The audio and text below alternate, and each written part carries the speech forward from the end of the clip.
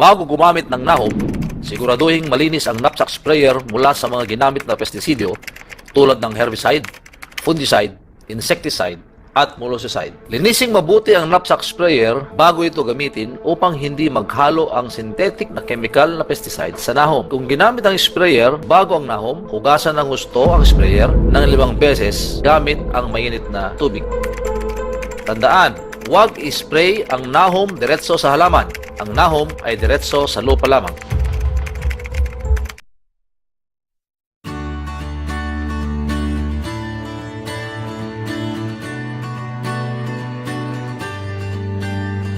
Mga hakbang.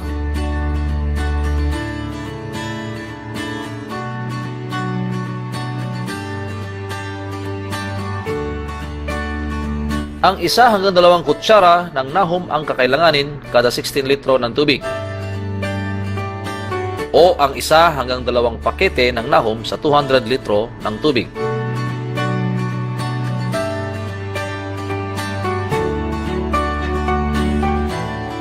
Maglagay ng 1 hanggang 2 kutsara ng nahum sa 2 litro ng tubig.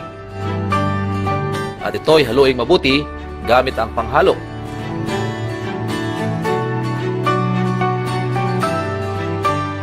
Siguraduhin natunaw ng husto ang nahum sa tubig.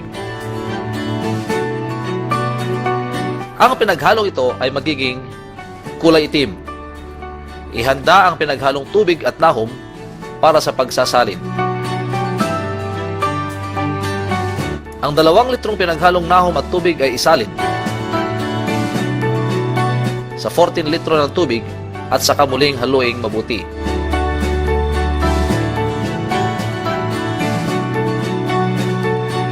Siguraduhin lahat ng nahum ay natunaw sa 16 litro ng tubig.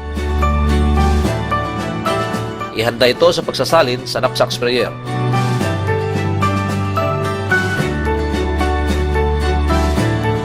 Isalin sa knapsack sprayer ang halo at salain upang hindi bumara.